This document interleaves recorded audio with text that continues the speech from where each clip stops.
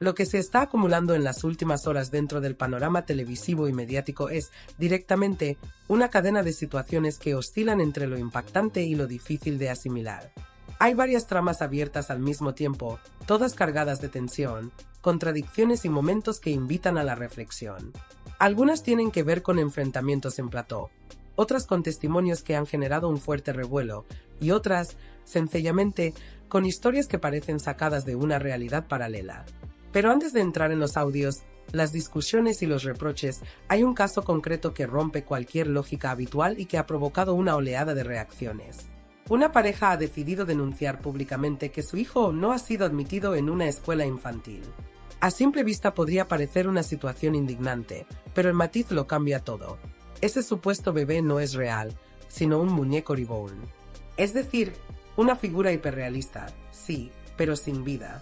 Aún así, los padres defendían su intención de integrarlo en una guardería con niños reales, argumentando que querían experimentar la rutina de la maternidad y la paternidad, prepararlo por la mañana, llevarlo en su mochila, incluirlo en un entorno social.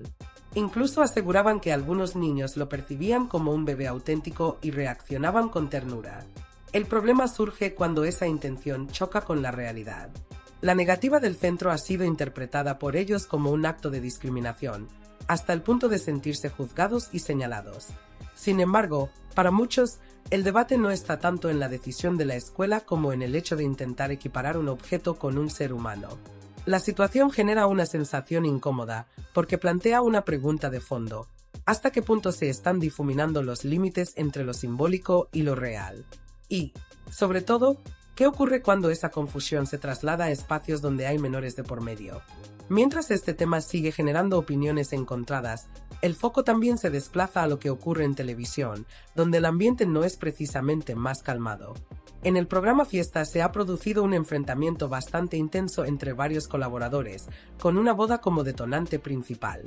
Lo que en un principio parecía un simple comentario ha terminado convirtiéndose en una discusión cargada de reproches. Se ha hablado de informaciones que, según algunos, han sido distorsionadas o directamente fabricadas. Otros, en cambio, se defienden asegurando que solo han actuado como transmisores de lo que les habían contado previamente. El conflicto va más allá de los hechos concretos.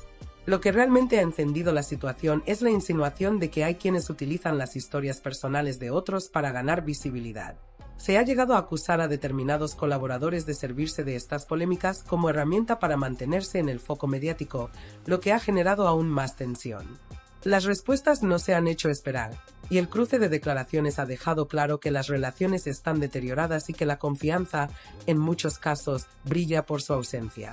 En paralelo, otro de los elementos que ha agitado el debate ha sido la aparición de un audio que no ha dejado indiferente a nadie.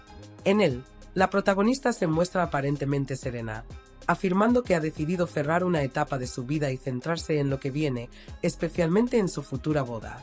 Habla de tranquilidad, de mirar hacia adelante y de dejar atrás todo lo ocurrido. Sin embargo, esa calma que transmite contrasta con la percepción de quienes analizan sus palabras desde fuera. Y ahí es donde surge el verdadero conflicto. Porque no se trata solo de lo que dice ahora, sino de lo que ha dicho anteriormente. En otras intervenciones, su discurso respecto a temas sensibles, como la violencia de género, había sido contundente. Pero al plantearse situaciones hipotéticas que afectan directamente a su entorno personal, la firmeza parece diluirse. Esa incoherencia es la que ha generado críticas, ya que pone sobre la mesa una cuestión incómoda. ¿Hasta qué punto los principios se mantienen cuando entran en juego los vínculos emocionales? Este tipo de incoherencias no hacen más que reforzar una percepción que cada vez gana más peso. La idea de que el discurso no siempre es firme, sino moldeable, adaptable según el contexto, el momento o incluso el interés personal. Cuando las palabras cambian en función de quien escucha o de lo que conviene proyectar en ese instante, se genera una sensación de desconfianza difícil de ignorar. Y es precisamente ahí donde empieza a tomar forma otra hipótesis que circula con fuerza, que nada de esto es casual, que detrás de determinadas declaraciones podría existir una construcción narrativa perfectamente diseñada. No son pocos los que sostienen que, en ciertos casos, se elabora un relato con la intención de despertar empatía en el espectador, de humanizar determinadas situaciones, directamente, de amortiguar el impacto de informaciones comprometidas. Se recurre a lo emocional, a lo íntimo, a lo personal, como herramienta para conectar con el público o, al mismo tiempo, suavizar la percepción de hechos que, expuestos de manera fría, podrían generar un rechazo mucho mayor. Esta forma de comunicar no es nueva, pero sí resulta especialmente evidente cuando se detectan giros bruscos en el discurso o cambios de posicionamiento difíciles de justificar.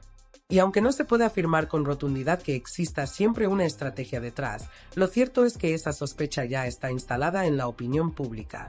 El simple hecho de que se plantee esa posibilidad añade una capa más de tensión al debate, porque introduce la duda constante. ¿Se está contando la realidad o se está construyendo una versión interesada de la misma? Esa incertidumbre actúa como combustible, avivando una polémica que, lejos de apagarse, crece con cada nueva intervención. A este clima ya cargado se suma, además, un elemento que reabre debates que parecían enterrados.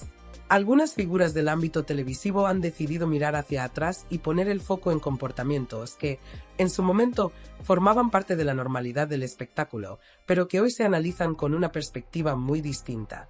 Se habla de actitudes que cruzaban líneas, de formas de interactuar que ahora se considerarían inaceptables, e incluso de situaciones que, vistas con los estándares actuales, podrían calificarse de graves.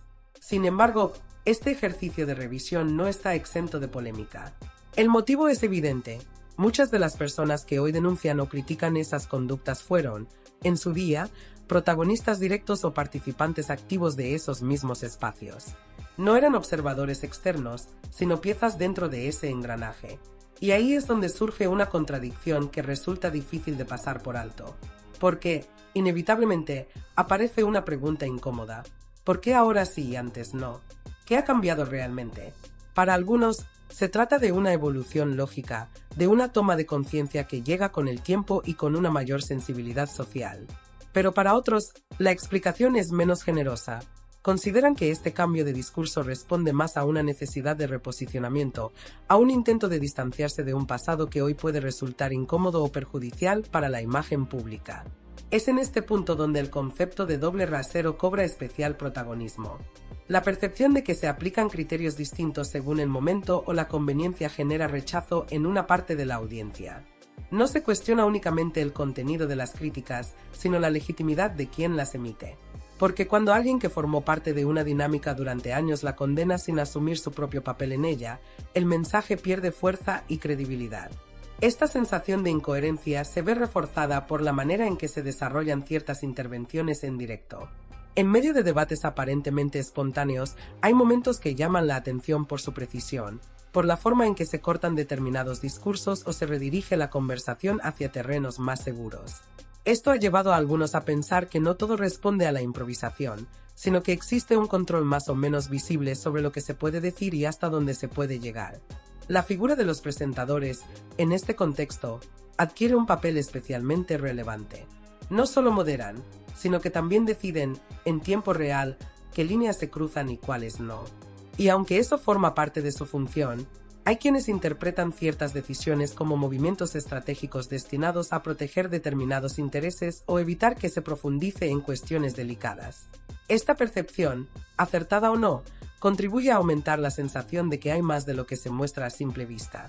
Con todos estos elementos sobre la mesa, el resultado es un escenario complejo, cargado de ruido y de interpretaciones cruzadas. Las historias personales se convierten en contenido, los conflictos se amplifican y los discursos se transforman según el contexto. Todo ello genera una atmósfera en la que resulta cada vez más difícil distinguir entre lo auténtico y lo construido.